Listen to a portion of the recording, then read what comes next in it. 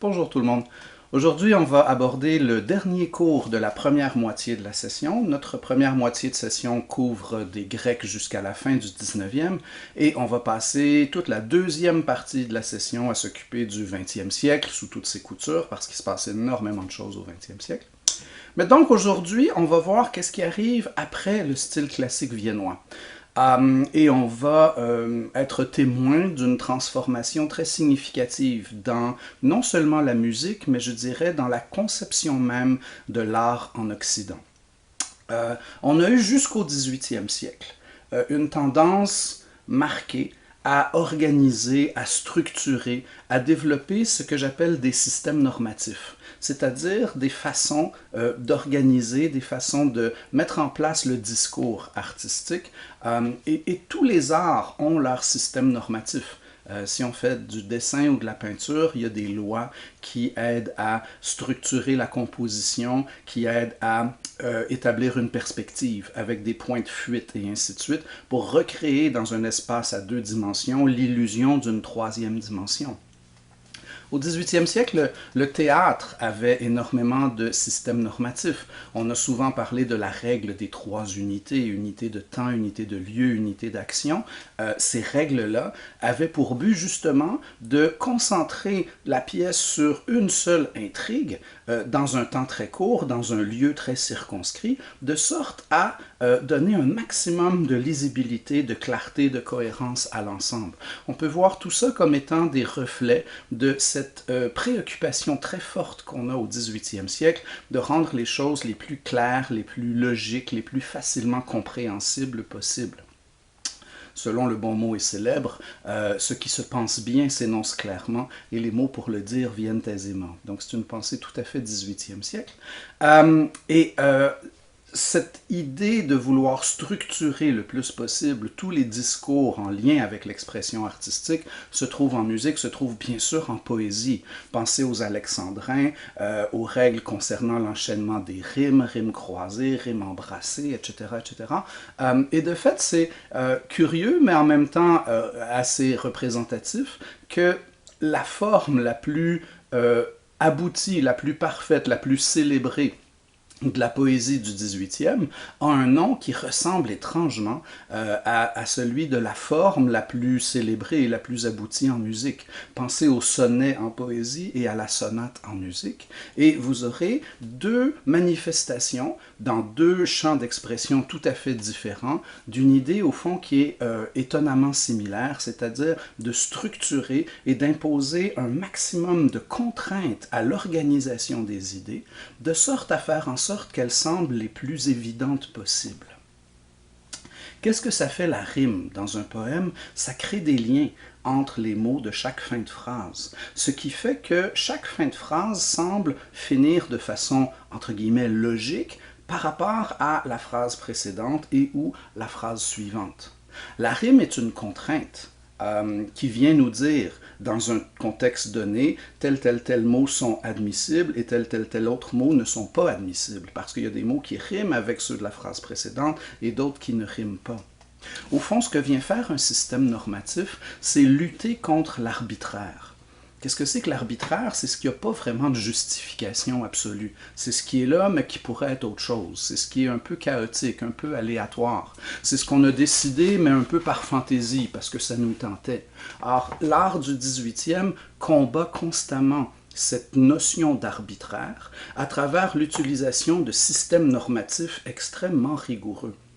Quand on analyse une fugue de Bach ou une sonate de Mozart, on n'a pas l'impression que le compositeur a mis ces notes-là parce que ça lui tentait. On a l'impression qu'il a mis ces notes-là parce qu'elles s'inséraient dans un continuum logique par rapport au développement des idées qui ont été exposées dès le début de la pièce. Donc, les systèmes normatifs, au fond, sont extrêmement utiles à un artiste classique parce qu'on peut les voir comme des générateurs de cohérence, comme des façons de créer de l'unité dans une pièce.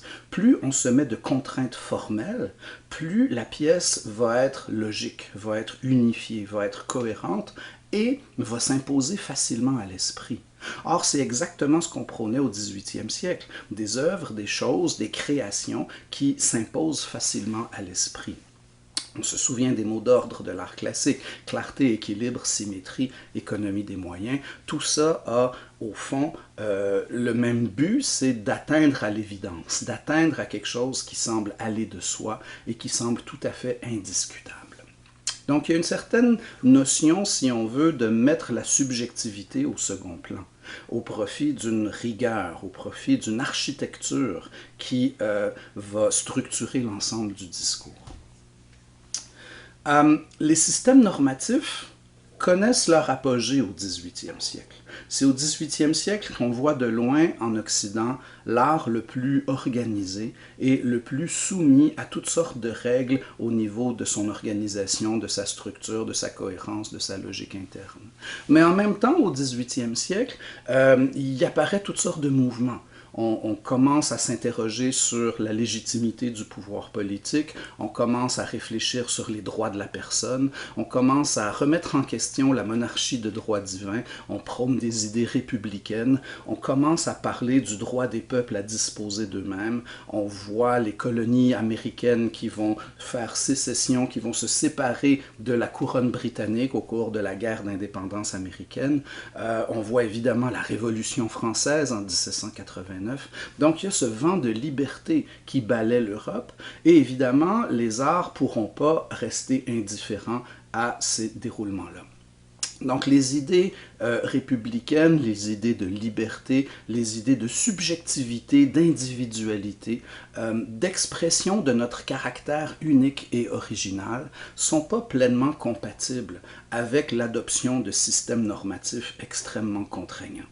Et ces formes musicales-là, qui étaient perçues par les classiques comme d'extraordinaires générateurs d'unité et de logique et de cohérence dans l'œuvre, vont peu à peu être perçues par les romantiques comme étant une certaine forme d'entrave à leur liberté créatrice. Et c'est la raison pour laquelle autant l'art du 18e est très fortement structuré et organisé, autant l'art du 19e va mettre de côté ce type d'organisation très forte, pas complètement le mettre de côté, mais va l'assouplir, va le questionner, va y chercher tranquillement des alternatives.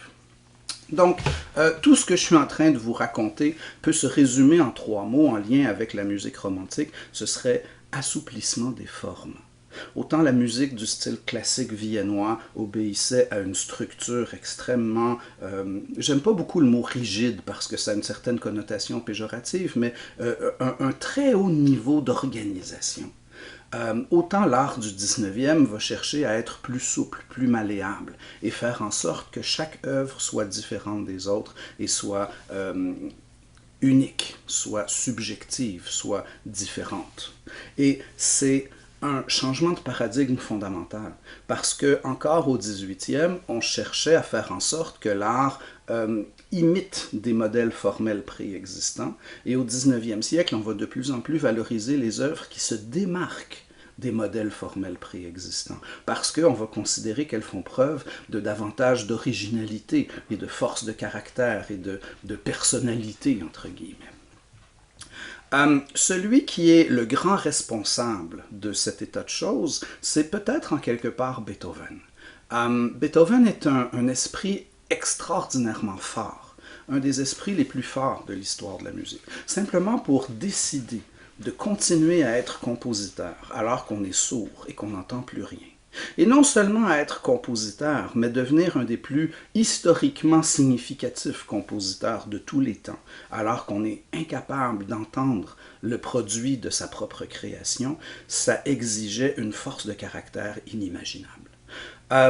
Et donc, cet immense caractère qu'a Beethoven, on a l'impression des fois que les formes classiques n'arrivent pas à le contenir. Il va un peu comme ruer dans les brancards. Il se sent un peu limité par certaines de ses contraintes formelles, et Beethoven va agrandir le moule de l'expression classique, notamment dans la dernière partie de ses allegro de sonate, la section qu'on appelle la coda. Parce que très souvent dans la musique de Beethoven, surtout les premiers mouvements, il va respecter les grandes lignes de la forme allegro de sonate. On va avoir une exposition, un développement, une réexposition. Et la coda, par définition, c'est la section qui était libre. On pouvait mettre une coda ou pas. Dans votre quatuor à cordes de Haydn, il n'y en a pas. On arrive à la fin de la réexposition, puis le mouvement finit. Donc une coda, c'est une finale facultative. Des fois elle est là, des fois elle n'est pas là. Mais si on en met une, ben, étant donné que le propos musical est déjà complet en soi, on peut se permettre de faire un peu ce qu'on veut dans une coda. Il n'y a pas de ligne directive clairement prédéterminée. Et c'est justement cette liberté de la coda qui va beaucoup plaire à Beethoven, et il y a plusieurs mouvements d'œuvres instrumentales de Beethoven, que ce soit les symphonies, que ce soit les quatuors à cordes, que ce soit les sonates de piano. On va avoir une très longue coda qui devient à toute fin pratique, on l'a souvent comparé, à un deuxième développement. Comme si on a maintenant exposition, développement, réexposition, coda, et on a une structure en 4 parties, avec une exposition, puis une section plus libre, puis une réexposition, puis une section plus libre aussi. Donc, cet intérêt de Beethoven pour les codas très longues et très développées reflète justement une certaine soif de liberté et d'élargissement des formes classiques et de redéfinition des façons de structurer le discours musical, d'autant plus que Beethoven avait une imagination incroyable pour développer les choses les plus simples. Il pouvait prendre, penser à la 5e symphonie, un petit motif de 4 notes dont 3 sont répétées, et construire, développer presque à l'infini. Il y a une histoire célèbre d'un éditeur de musique qui s'appelait Diabelli, et Diabelli avait commis une espèce de petite valse un peu quétaine, et il avait demandé à tous les compositeurs qui publiaient chez lui d'écrire une variation sur cette valse-là. Alors, tous les compositeurs qui publiaient chez Diabelli ont écrit leur valse, et Beethoven a écrit une variation sur la valse de Diabelli, puis une deuxième, puis une troisième, puis une quatrième, puis une cinquième, puis une sixième, puis etc. Et il a écrit 32 variations sur la valse de Diabelli. Il est parti de quelque chose d'insignifiant et il a pondu une espèce de montagne, un container de variations, et on va de plus en plus loin dans l'extrapolation, dans l'espèce de déconstruction du thème qui devient de plus en plus abstrait et de moins en moins clairement identifiable, alors que Beethoven va un peu plus loin, puis un peu plus loin, puis un peu plus loin dans chaque nouvelle variation. Il va faire des fugues avec ça, il n'y a rien qu'il ne va pas faire. Et c'est donc pour montrer à quel point Beethoven a ce génie de partir d'une idée simple et de la varier à l'infini. Et c'est peut-être un peu pour ça, justement, qu'il se sentait un peu coincé dans l'allegro de sonate classique, qui va se permettre ces longues codas dans lesquelles, justement, il peut laisser un peu la bride lousse à son imagination très fertile. Donc, on retrouve déjà chez Beethoven cet élargissement des formes dont on dit qu'il est une des composantes du style romantique. L'autre chose qui est très romantique et très beethovenienne aussi, c'est ce qu'on va appeler la valorisation des extrêmes. Alors, la valorisation des extrêmes, ça s'oppose un peu à l'idée classique de l'économie des moyens. Le pur esprit classique se dit « less is more ». Si je mets moins de notes, les notes qui restent ont plus d'impact. Chez Beethoven, cette préoccupation d'économie des moyens n'est pas toujours très évidente. On a des fois l'impression, au contraire, qu'il essaie de créer un climat, une atmosphère, une œuvre aussi dramatique que possible, et ça prendra le nombre de notes que ça prend. Il ne va pas faire de compromis au niveau du nombre de notes dont il a besoin à la recherche et à la poursuite de cet idéal artistique qui l'habite. Donc, la valorisation des extrêmes va se manifester de plusieurs façons différentes dans la musique de Beethoven. On peut penser aux extrêmes en termes des nuances. Vous avez dans le premier mouvement de la 5e symphonie certains passages où tout l'orchestre joue très fort et tout d'un coup, pouf, il reste un petit hautbois suspendu tout seul dans le vide qui joue son petit motif sans sa petite mélodie. Et donc vous avez des contrastes extrêmes entre les éléments très forts et les éléments très doux. Il y a des contrastes extrêmes au niveau du caractère. Pour revenir toujours à votre 5e symphonie, le caractère du premier thème est extrêmement dramatique et rageur et violent, et on a comparé ça au destin qui cogne à la porte, et ainsi de suite. Et vous avez votre deuxième thème.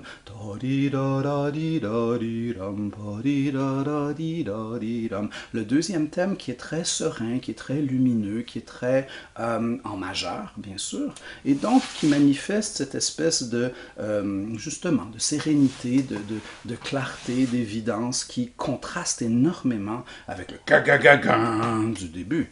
Donc vous avez des contrastes au niveau du caractère. On va avoir de plus en plus des contrastes au niveau du registre.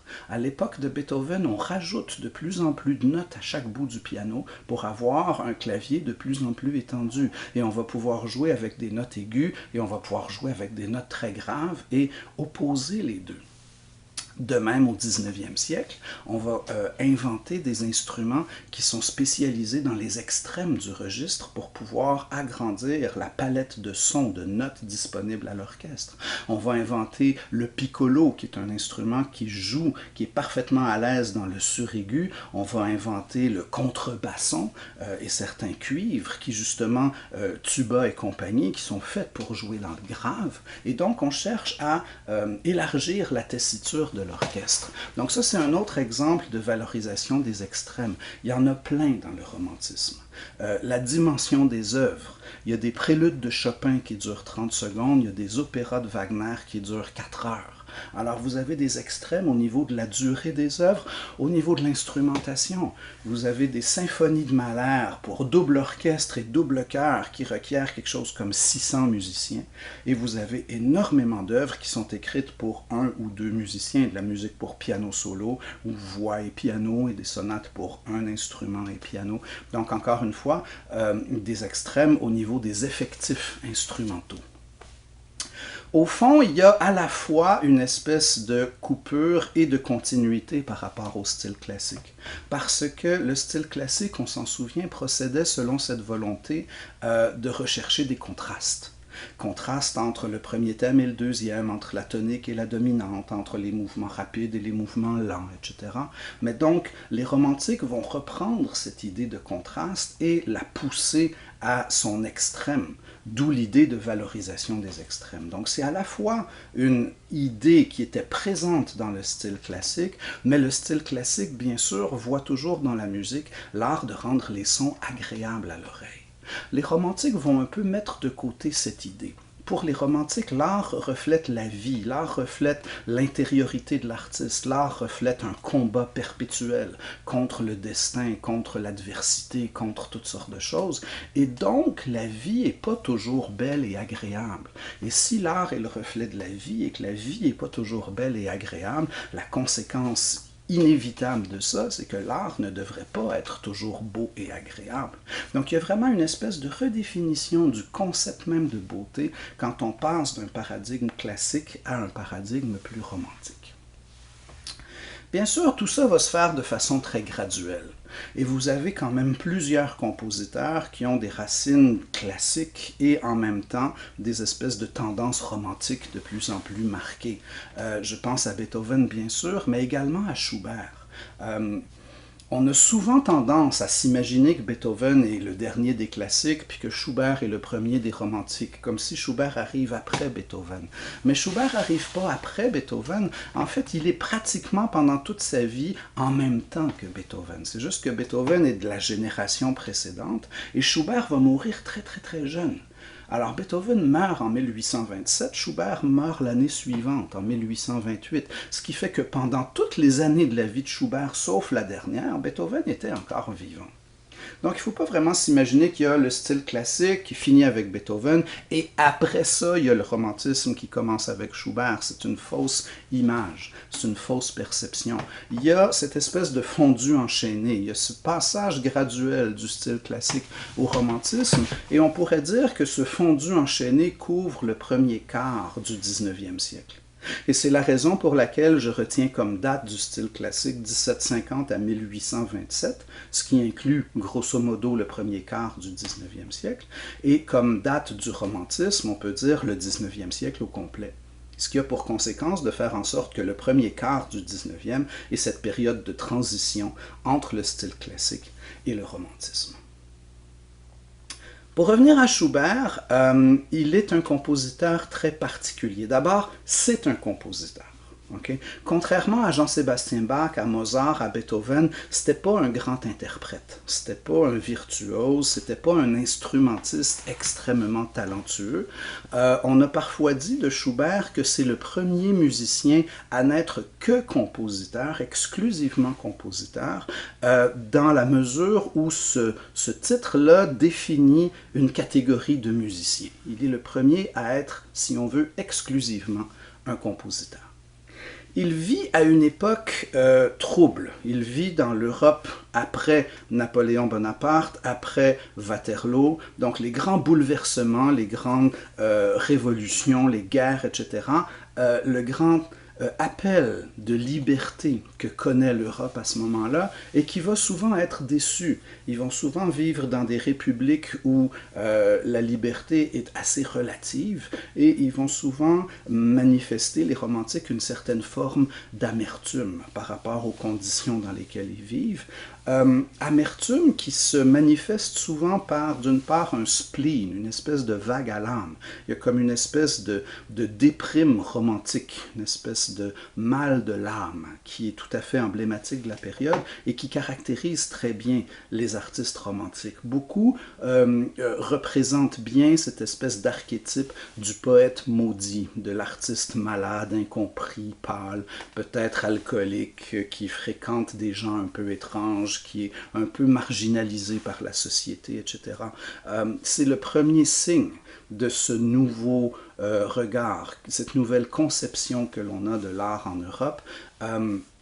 Auparavant, les artistes étaient considérés comme des ouvriers spécialisés, au même titre qu'un chef cuisinier ou un orfèvre ou un couturier, quelqu'un qui avait développé un métier qui le rendait très efficace, qui le rendait très désirable pour accomplir certaines fonctions très spécifiques, très particulières. Et les cours et les églises et les grandes institutions politiques de l'Europe du 18e allaient retenir les services d'un compositeur comme on retenait les services de cuisinier, puis de laquais, puis de maître d'écurie, puis d'un jardinier, puis ainsi de suite. Donc au 18e, le compositeur était un ouvrier spécialisé qui souvent était engagé à temps plein par une cour ou une église. Au 19e, le compositeur devient une sorte de, on dirait aujourd'hui, un travailleur autonome, quelqu'un qui doit subvenir à ses propres besoins, entre autres parce que le déclin de l'aristocratie en Europe fait en sorte qu'il n'y a plus beaucoup de cours qui ont encore les moyens de se payer un orchestre permanent, puis un compositeur en résidence, puis ainsi de suite.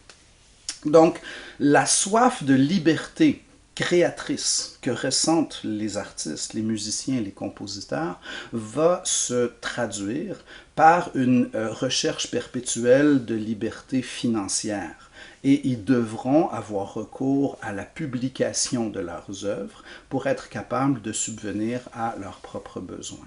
Beaucoup de compositeurs vont également donner des cours de piano, des cours de composition, des cours de toutes sortes de choses. Mais voilà, c'est l'époque où justement les compositeurs cessent d'être des ouvriers spécialisés à l'emploi de quelqu'un pour devenir des gens qui doivent composer, c'est le cas de le dire, avec la réalité financière de leur situation de travailleurs autonomes.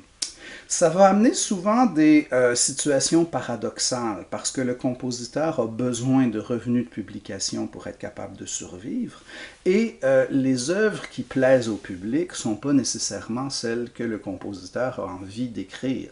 Parfois, les compositeurs ont des aspirations esthétiques très abstraites et très complexes et le grand public a un goût pour une musique qui est très facile et très évidente. Et donc, il va y avoir justement certains compromis à faire pour que les compositeurs puissent arriver à vivre de leur art dans un monde nouveau qui est en quelque sorte gouverné par les lois du marché, de l'offre et de la demande et ainsi de suite. Et au début du 19e siècle, il n'y a pas encore de mécanisme de perception des droits d'auteur et ainsi de suite qui rendent très facile le fait de vivre de sa composition. Ça va être très compliqué. Donc, les compositeurs, c'est une des raisons pour lesquelles, par exemple, Vivaldi, à l'époque baroque, avait fait 600 concertos, puis Haydn a écrit plus d'une centaine de symphonies. Et à partir de Beethoven, il n'y a presque personne qui va réussir à composer plus que 9 symphonies. Donc les compositeurs sont beaucoup plus enclins à devoir trouver un moyen de subsistance plutôt que de simplement pouvoir composer de la musique à temps plein. Voilà, donc c'est l'Europe qui change beaucoup et Schubert va être parmi ses premiers compositeurs travailleurs autonomes et il va vivre dans un très grand désœuvrement. Il va souvent dépendre de la générosité de ses amis, il va leur emprunter de l'argent. La plupart de ses pièces vont être publiées à compte d'auteur, donc il emprunte de l'argent pour être capable de faire publier des œuvres qui se vendent un petit peu mais pas trop, puis ainsi de suite. Schubert nourrit ce rêve de créer l'opéra allemand romantique par excellence et ses contemporains viennois ont beaucoup plus de goût pour l'opéra à l'italienne. Le bel canto, puis l'opéra à la Rossini, le Barbier de Séville, etc. Or, Schubert voulait justement faire un opéra romantique, un opéra sombre, un opéra dramatique, etc. Finalement, celui qui va réussir à créer l'opéra romantique allemand, c'est Carl Maria von Weber, avec cet opéra qui s'appelle le Freischütz en allemand, ou le Franc-Tireur en français. C'est le premier véritable opéra romantique. Quant à Schubert, il va souvent écrire plutôt ce qu'il va appeler des Lieder, qui est le pluriel du mot Lied, qui veut dire mélodie en allemand, L-I-E-D. Et le Lied, c'est un premier grand genre romantique. On va voir qu'il y a 3 genres spécifiquement romantiques. Il y a le Lied, il y a la miniature pour piano, il va y avoir le poème symphonique, on pourrait dire aussi le drame musical wagnérien. Peut-être qu'on pourrait dire qu'il y a 4 genres musicaux spécifiquement romantiques. Le Lied et la miniature de piano sont dans le cadre du cours les 2 plus importants, car ce sont des genres musicaux dont vous avez des exemples dans vos extraits musicaux. Si je pense par exemple au Lied de Schubert, ben c'est votre audition numéro 25, Gute Nacht, alors que votre audition 27, un prélude de Chopin, c'est un bon exemple de ce qu'on appelle une miniature de piano pour piano. Voilà, donc le Lied, qu'est-ce que c'est? C'est un poème mis en musique. Et ça dénote bien la sensibilité romantique à plusieurs égards. Pourquoi? Parce que le romantisme, il est important de le mentionner encore une fois, c'était au départ un courant littéraire. Les premiers grands artistes romantiques sont des écrivains, ce sont des poètes, des dramaturges qui font des poèmes, qui écrivent des pièces de théâtre, qui écrivent des romans, par exemple Les Souffrances du jeune Werther de Goethe.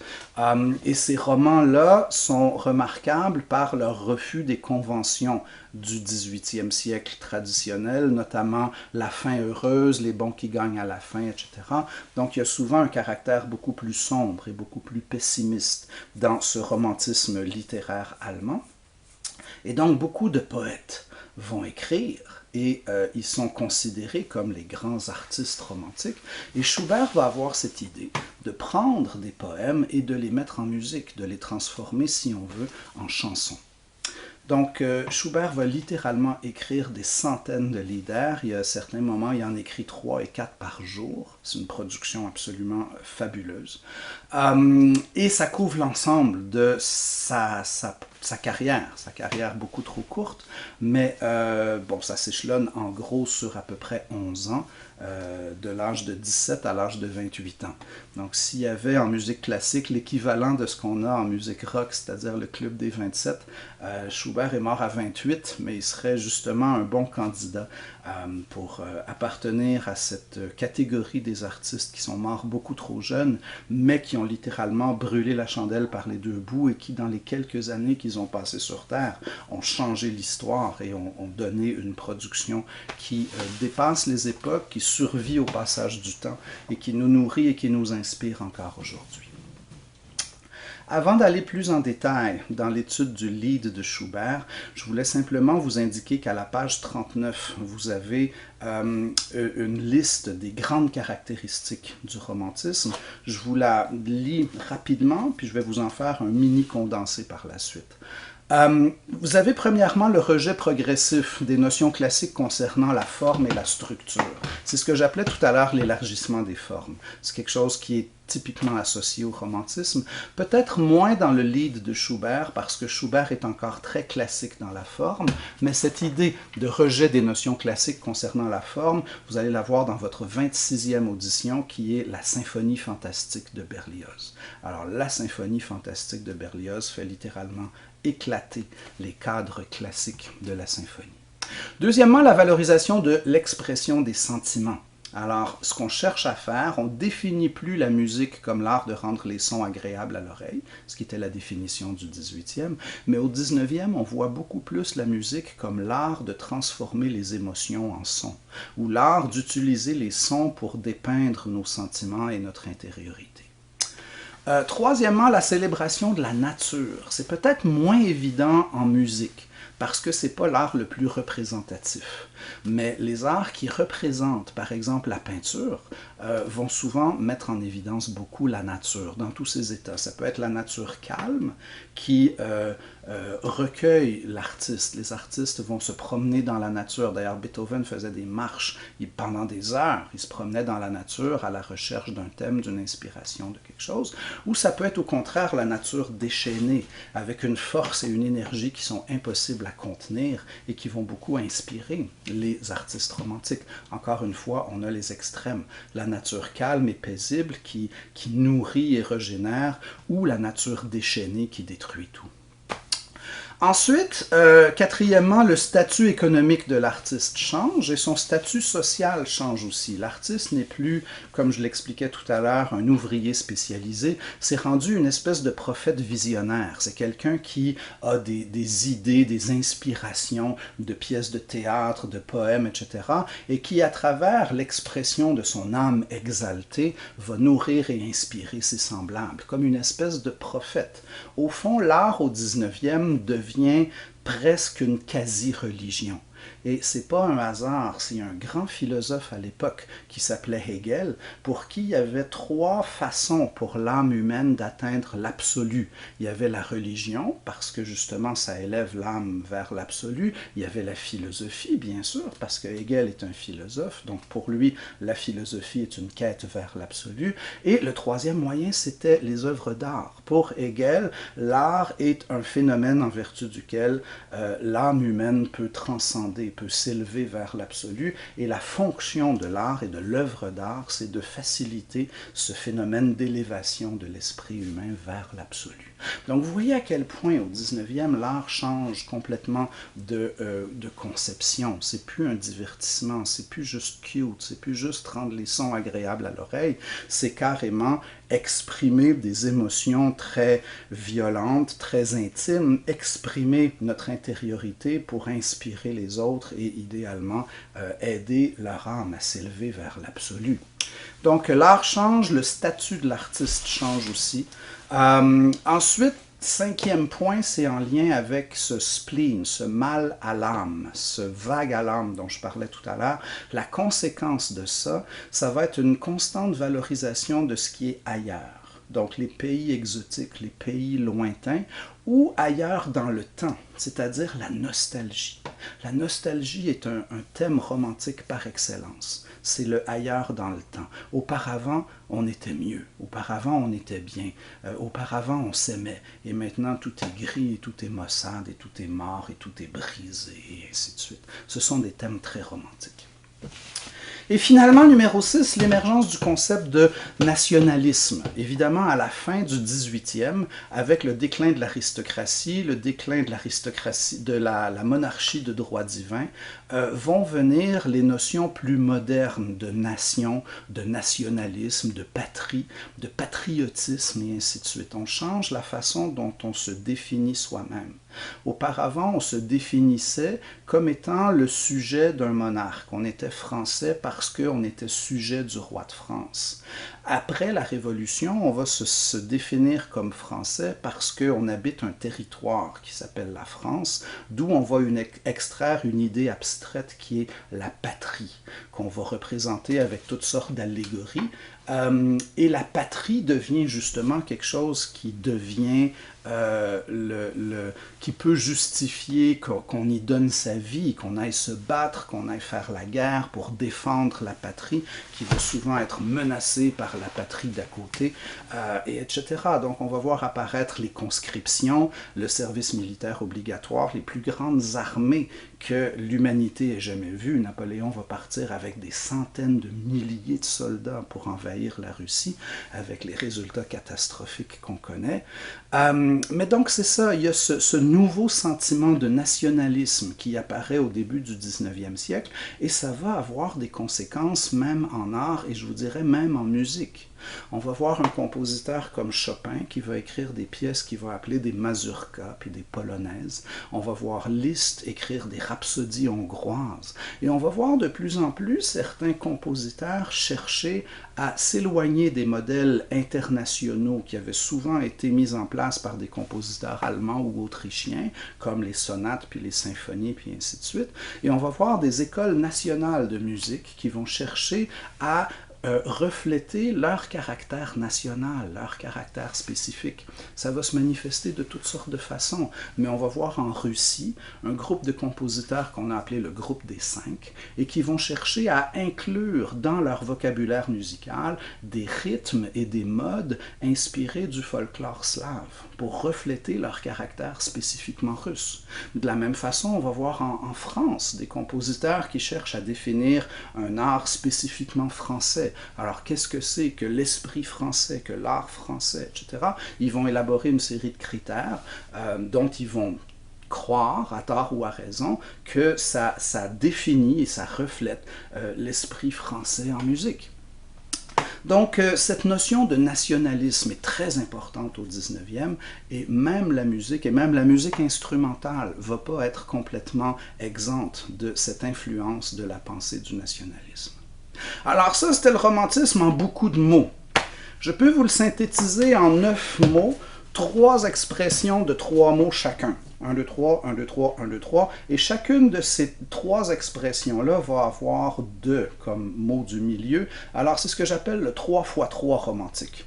Et le 3 x 3 romantique, c'est très bon comme aide-mémoire. Autant la Césée, clarté, équilibre, symétrie, économie des moyens, aidait à définir le style classique, autant mon 3 x 3 est utile pour définir le romantisme. Alors vous avez, puis c'est pas nouveau, j'en parle depuis le début de cet exposé, vous avez tout d'abord l'assouplissement des formes. Assouplissement des formes. Ensuite, vous avez la valorisation des extrêmes. C'est le deuxième point. Et finalement, l'expression des sentiments. Avec ces 3 affaires-là, vous couvrez à peu près 95% de l'esthétique romantique. Okay? Alors, l'assouplissement des formes, la valorisation des extrêmes et l'expression des sentiments. Si j'avais à le résumer en un seul mot, je dirais liberté. L'art romantique est une recherche perpétuelle de liberté par rapport au modèle classique dont on veut s'affranchir et par rapport à la nouvelle conception de l'art comme étant l'expression de sa propre liberté, l'expression de sa propre subjectivité, de sa propre individualité, plutôt que de chercher à imiter des modèles formels préétablis. Liberté politique, on est un habitant de tel terrain, de tel territoire, de tel pays, on parle telle langue, on a telle nationalité, on a telle religion et on a tel folklore. Et on va inclure dans notre production musicale des éléments qui tendent à refléter cette réalité-là, avec laquelle on cherche justement à établir et à clamer notre liberté. Liberté d'appartenir à la nation à laquelle on appartient, et ainsi de suite. Donc, ça mélange énormément de choses. Ça mélange de l'artistique, puis de l'économique, puis du politique, puis du social, puis ainsi de suite. Mais le romantisme, c'est ça aussi. C'est un courant qu'on ne peut pas simplement circonscrire au domaine de l'expression artistique, parce que l'expression artistique au 19e est trop en lien avec les bouleversements sociaux de son époque, comme on l'a vu pour pour les époques précédentes. On a vu à quel point le baroque reflète les grands bouleversements du XVIIe, donc les guerres de religion, puis ainsi de suite. On a vu à quel point l'art classique du XVIIIe reflète le goût du siècle des Lumières pour les choses claires, équilibrées, logiques, symétriques, etc. Alors au XIXe, on aime les choses intenses et on voit dans l'art cette espèce de nouvelle religion qui aide à s'élever vers l'absolu. Donc c'est ce qu'on va faire avec les œuvres d'art au XIXe siècle. On revient à Schubert. J'ai pris un grand détour, je m'excuse, mais je pensais que c'était important de situer le romantisme de cette façon-là. Si on revient à Schubert, il va écrire des pièces qu'il va appeler donc des Lieder, qui sont des poèmes mis en musique. Les grands écrivains de l'époque, Goethe en premier, un des tout premiers Lieder de Schubert s'appelle Marguerite au rouet et c'est un poème de Goethe que Schubert a mis en musique à l'âge de 16 ans je crois, donc il va littéralement inventer un nouveau genre musical et jeter les bases d'une grande tradition romantique alors qu'il est lui-même encore un adolescent. Et donc dans Marguerite au rouet, Schubert transpose musicalement tous les éléments du poème. Marguerite est assise au rouet, elle file la laine avec son rouet, elle donne des coups de pédale, il y a la roue du rouet qui tourne, il y a le cœur de Marguerite qui fait boboum, boboum, boboum, boboum, et elle pense à Faust, elle pense à son bien-aimé, au baiser qu'il lui a donné. Marguerite est enceinte, puis elle ne sait pas encore. Mais donc, Schubert transpose tous ces éléments-là dans l'accompagnement de piano. La main droite qui fait ça représente la roue du rouet qui tourne, puis le bom bom bom bom à la main gauche qui est le cœur de Marguerite. Puis de temps en temps, on entend padim, padim, qui sont des coups de pédale qui actionnent le rouet, puis ainsi de suite. Donc vous écouterez ça si vous avez la chance. Marguerite au rouet de Schubert, premier véritable grand lied romantique. Celui que j'ai mis dans vos écoutes, c'est pas Marguerite au rouet, c'est Gute Nacht, Bonne nuit, qui est tiré du dernier recueil de Lieder que Schubert va terminer de son vivant.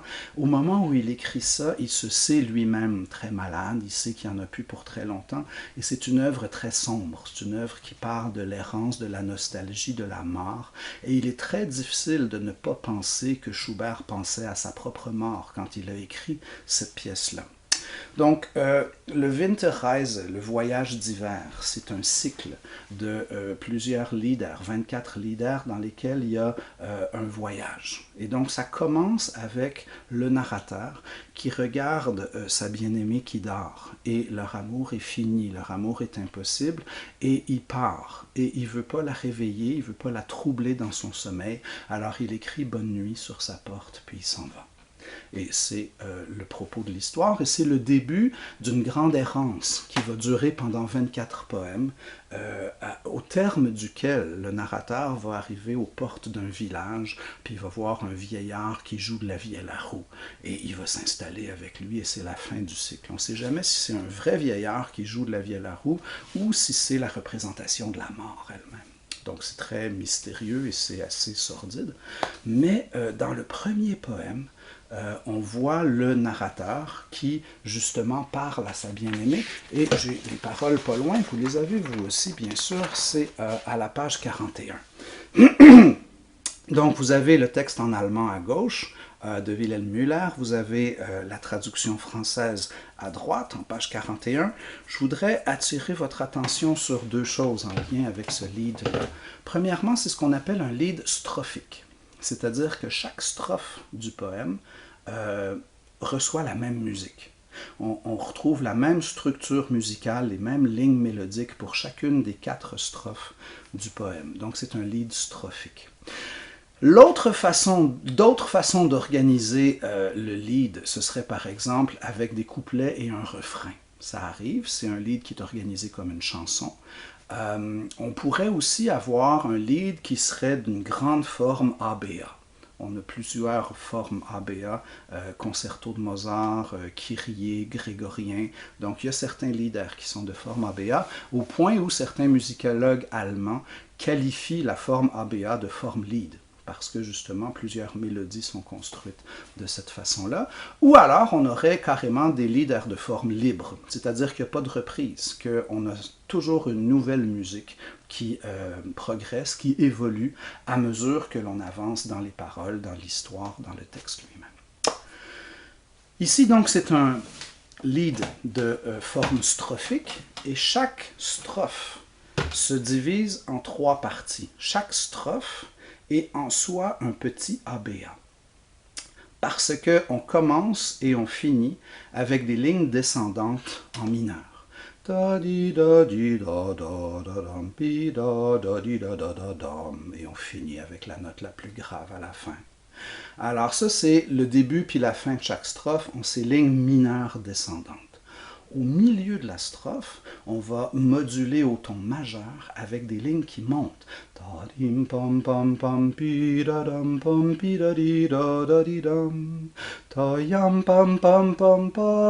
Etc.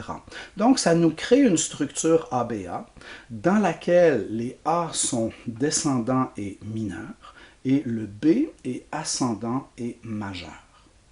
Ça ressemble beaucoup à notre kyrie grégorien, mais à l'inverse. Parce que le kyrie grégorien commençait et finissait avec les lignes ascendantes pour Dieu, Kyrie eleison, et notre ligne descendante, Christe eleison, était au milieu. Donc notre kyrie grégorien, il fait joie, tristesse, joie. On commence et on finit avec les lignes ascendantes et on a notre petit épisode plus nuageux au milieu. Schubert fait l'inverse. Schubert met la tristesse au début puis à la fin, puis il met un petit épisode ensoleillé au milieu, mais ça ne dure pas très longtemps. Alors ça, c'est très romantique. Et regardez les paroles. On va lire seulement la première strophe. « Étranger, lors de ma venue, je repars en étranger. » Ça, c'est mineur, c'est triste. Milieu de la strophe. Le mois de mai m'accueillit avec main bouquet de fleurs. La fille me disait son amour, la mère parlait même de noces. C'est la nostalgie. C'est en majeur, c'est joyeux. Avant, c'était mieux. Avant, on était amoureux. Avant, on était bien. Et qu'est-ce qui arrive? À présent, l'univers est sombre et la route tout enneigée. Alors on revient dans le présent, on revient dans la grisaille, on revient dans l'hiver, la nature est morte, l'amour est mort, l'espoir est mort. Et on a cette structure terrible, mineur, majeur, mineur. Et c'est l'oblitération totale du happy end classique. Parce que, évidemment, le Winterreise finit triste, le lied Gute Nacht finit de façon triste. On a espoir vers la fin, mais cet espoir-là est cruellement déçu. La dernière strophe est un petit peu différente des autres. La dernière strophe commence très très doux et en majeur. Je ne veux te troubler dans ton rêve, ton repos en souffrirait. On comprend que le narrateur est en train de regarder sa bien-aimée qui dort, il chante tout doucement parce qu'il ne veut pas la réveiller, et il chante en majeur parce qu'il la trouve tellement belle qu'il ne peut pas chanter en mineur, ce qu'il voit est trop beau. Et on s'imagine, on espère que la pièce va finir en majeur, mais non vers la toute fin, au moment où il dit « afin que tu puisses lire que j'avais pensé à toi ». Et qu'on comprend qu'il va écrire son message d'adieu, puis qu'il va fermer la porte, puis qu'il va s'en aller, puis qu'on ne le reverra plus. Ça revient en mineur, bien sûr. Alors voilà, vous avez tout le drame de ce poème de Müller, de ce cycle, le Winterreise, le voyage d'hiver de Schubert. Il y a des choses encore très classiques là-dedans. Il y a une clarté mélodique, il y a une économie dans l'accompagnement, il y a la façon dont Schubert obtient son maximum d'effet dramatique au tout début de la 4e strophe, alors qu'il chante le moins fort. Alors, le plus gros impact avec le moins de son, avec le volume le plus doux, si vous voulez. Il y a quelque chose de très classique là-dedans. Schubert est encore très, très touché par l'idée classique de l'économie des moyens et de la pureté mélodique, un peu comme Mozart. Je vous disais à quel point Mozart, c'est un compositeur qui fait chanter les instruments. Alors Mozart et Schubert, dans les compositeurs viennois, sont les maîtres de la mélodie tellement expressive.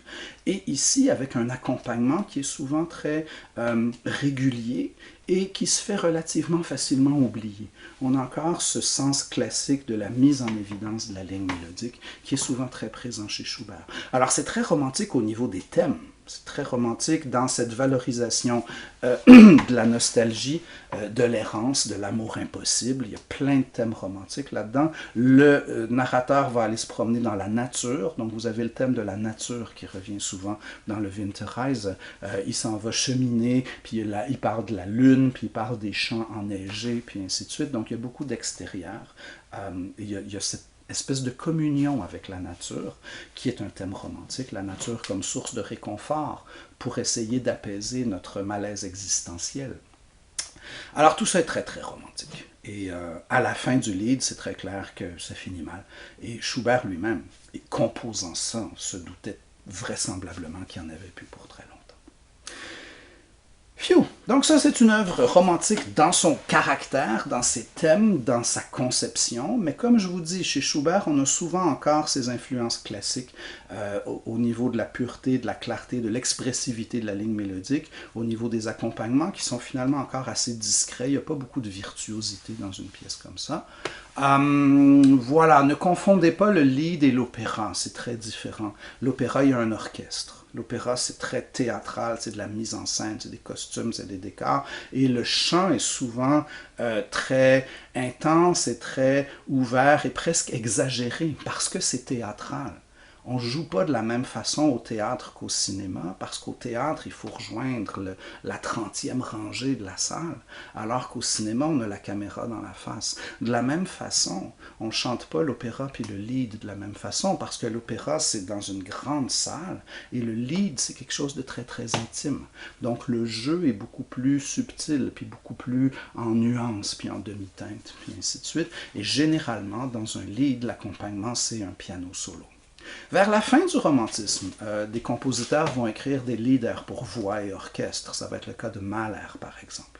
Mais le Lied classique, si on veut, même si c'est une forme romantique, mais traditionnellement, le Lied est une pièce pour voix et piano. Schubert va en écrire des centaines, Schumann va en écrire plusieurs aussi, et plusieurs autres compositeurs romantiques. Les compositeurs français vont parfois écrire ce qu'ils appellent des mélodies, qui est un peu le pendant français du Lied, tout comme le madrigal était le pendant italien de la chanson polyphonique française. Souvent dans l'histoire de la musique, vous avez des genres analogues qui se développent simultanément dans des pays voisins. Donc les Français vont faire des mélodies pendant que les Allemands font des lieder. Good. Parlant de français, on a en 1830 un certain Hector Berlioz qui va répondre à une question brûlante d'actualité, à savoir comment est-ce qu'on peut faire des symphonies après celles de Beethoven. Comment réinventer la symphonie après Beethoven. Et Berlioz va amener plusieurs éléments de réponse à ça. Premièrement, il va faire une symphonie à programme, donc une symphonie qui raconte une histoire. Il ne va pas simplement se fier à la forme classique de la symphonie avec un premier mouvement en allegro de sonate, puis un deuxième mouvement lent, puis un menuet, puis un rondo à la fin. Il va décider qu'il y a une histoire derrière ça, ce qui d'emblée donne à l'œuvre un caractère extrêmement cinématographique, extrêmement évocateur.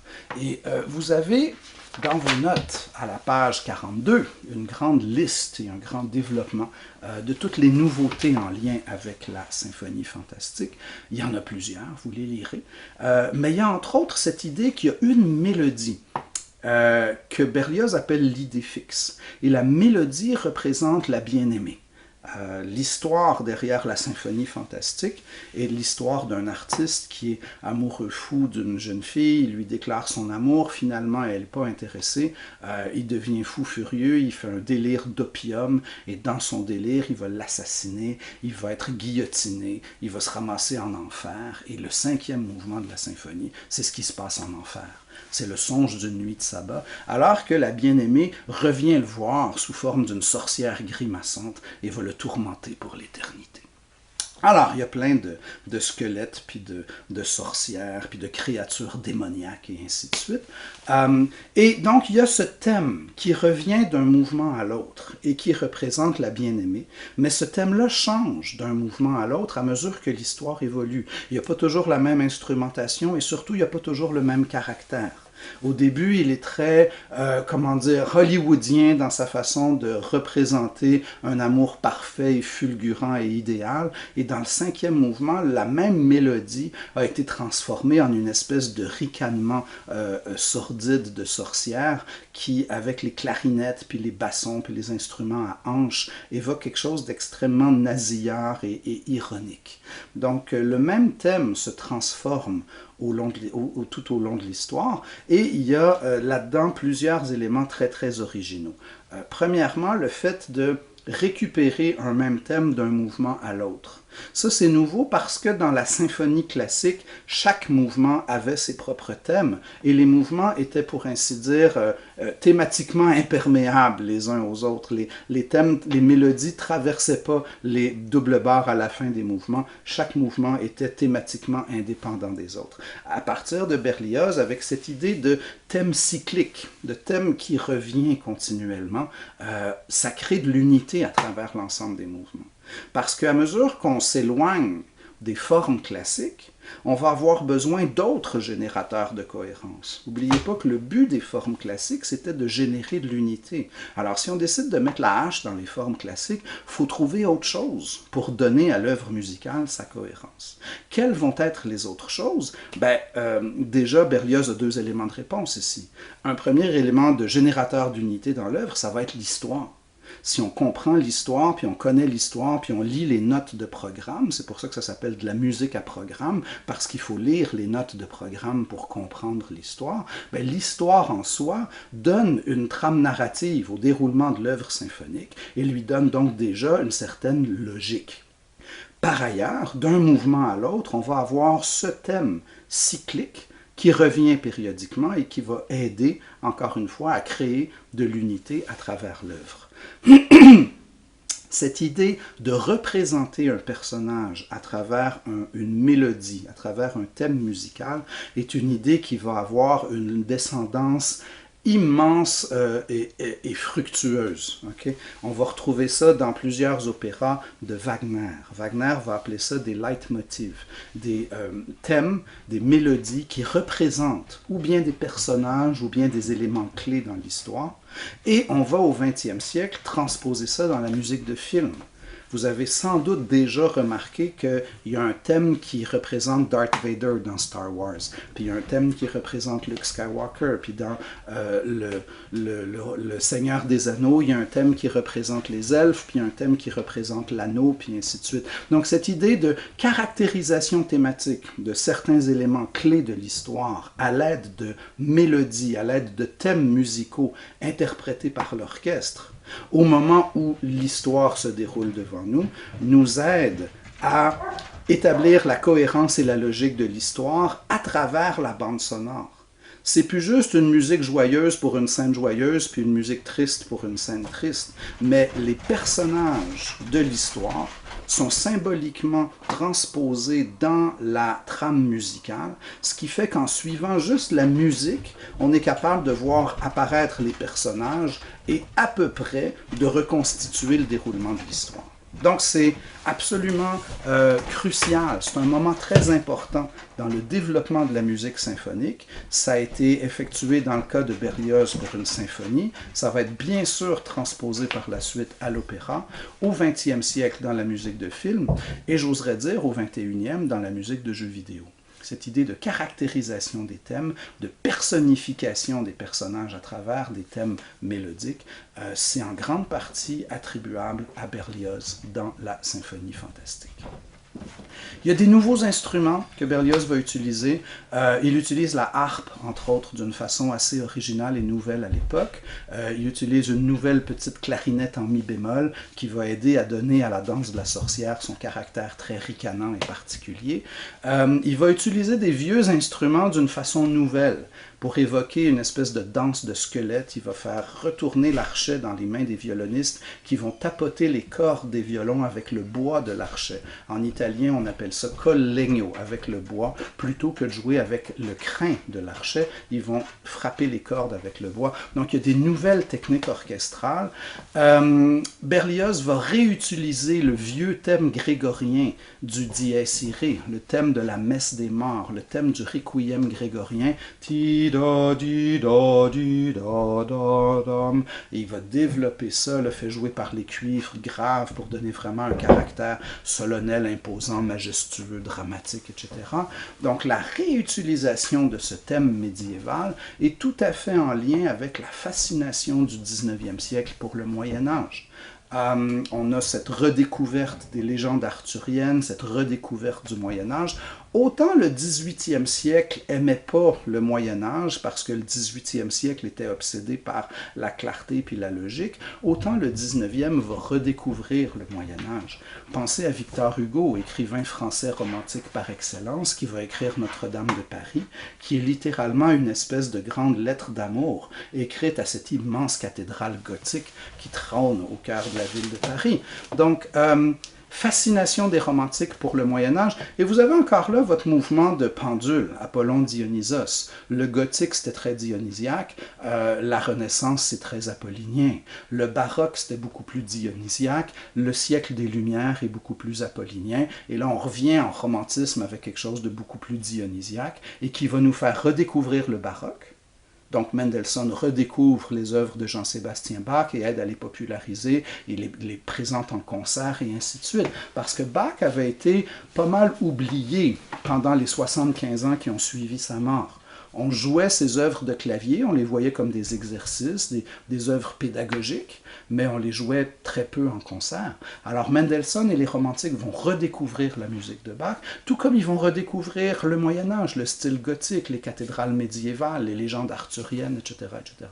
Donc chaque nouvelle période dionysiaque redécouvre, entre guillemets, les périodes dionysiaques précédentes, qui elles-mêmes avaient été un peu bitchées par les périodes classiques et apolliniennes qui les avaient suivies. Voilà, donc la symphonie fantastique, vous avez une page de notes là-dessus, ça devrait vous donner assez d'informations. Je vais finir rapidement en parlant de Chopin, peut-être le plus grand poète du piano. Le piano, c'est l'instrument romantique par excellence. Le clavecin tombe en désuétude très rapidement au 19e siècle parce que le piano est tellement plus adapté à jouer très fort et jouer très doux avec des notes très aiguës, des notes très graves. Le piano peut jouer comme instrument soliste, il peut accompagner les chanteurs, il peut jouer comme instrument soliste dans un concerto puis dialoguer avec l'orchestre parce que l'orchestre est très polyphonique et peut jouer des accords et des thèmes. Le piano lui-même est très polyphonique et peut jouer des accords et des thèmes. Donc, c'est un instrument extraordinairement complet qui va devenir une présence presque incontournable dans les salons des maisons des bourgeois du 19e siècle. Quelqu'un qui est de bonne famille, qui a une bonne éducation au 19e siècle, va savoir jouer un peu de piano. N'oubliez pas, il n'y a pas de système de son au 19e siècle. Si on veut entendre de la musique, on doit se la faire soi-même. Donc très souvent, dans chaque maison, il y a des gens qui ont appris à faire un peu de musique, puis sont capables de jouer un peu de piano, puis ils vont chanter là-dessus, puis s'accompagner, puis faire leur propre musique. C'était comme ça que ça se passait traditionnellement. On se faisait soi-même sa propre musique. Et je pense qu'on s'en portait pas plus mal. Je pense qu'on gagnerait nous-mêmes encore aujourd'hui à se faire davantage de musique. Voilà, donc pour Chopin, il est à plusieurs égards extrêmement romantique. Par le caractère très expressif de sa musique, par la valorisation des extrêmes, par le fait qu'il va écrire beaucoup de miniatures pour piano, dont les célèbres préludes. Qu'est-ce que c'est qu'un prélude? C'est une pièce musicale de forme libre et de caractère improvisé. Au départ, à l'origine, au XVIIe siècle, le prélude était une improvisation qu'on faisait pour vérifier l'accord de l'instrument avant de jouer l'œuvre principale. Donc de là est venue l'idée d'une pièce de forme très très libre qui précède l'interprétation d'une pièce plus rigoureuse au niveau de l'écriture. Traditionnellement, le prélude suivait quelque chose d'autre. Bach, par exemple, a écrit plusieurs préludes et fugues, le prélude servant d'introduction à la fugue. Or, Chopin, qui est un artiste romantique et pris de liberté, adore les préludes, mais n'a pas envie de faire des fugues après, parce que la fugue est une forme très contraignante, très académique, très rigoureuse. Donc Chopin va écrire des préludes, mes chers enfants diraient des préludes avec pas de fugue, donc des préludes autosuffisants, des préludes qui ne sont pas suivis d'une fugue, et il va publier un recueil de 24 préludes, un dans chaque tonalité, C'est un peu comme s'il avait publié un recueil de 24 introductions.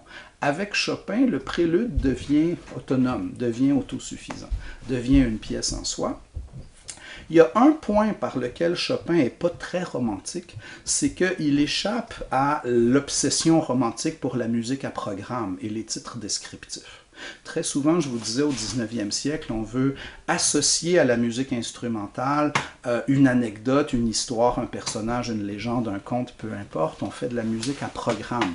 Les œuvres de Chopin, en général, non, dans leur intégrité, ne sont pas des œuvres à programme. C'est de la musique, entre guillemets, pure, dans la mesure où elle ne fait référence à rien d'autre qu'elle-même.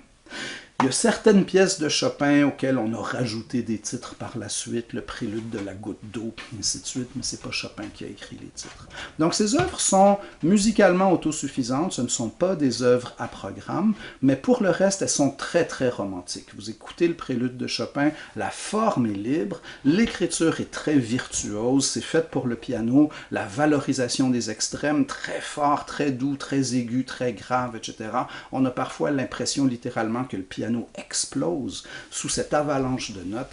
Donc la virtuosité est quelque chose qui caractérise beaucoup la musique romantique. Il y avait un violoniste à l'époque qui électrisait les foules, il s'appelait Paganini. Il y a des gens qui disaient qu'il avait fait un pacte avec le diable pour être capable de jouer d'une façon aussi diaboliquement habile.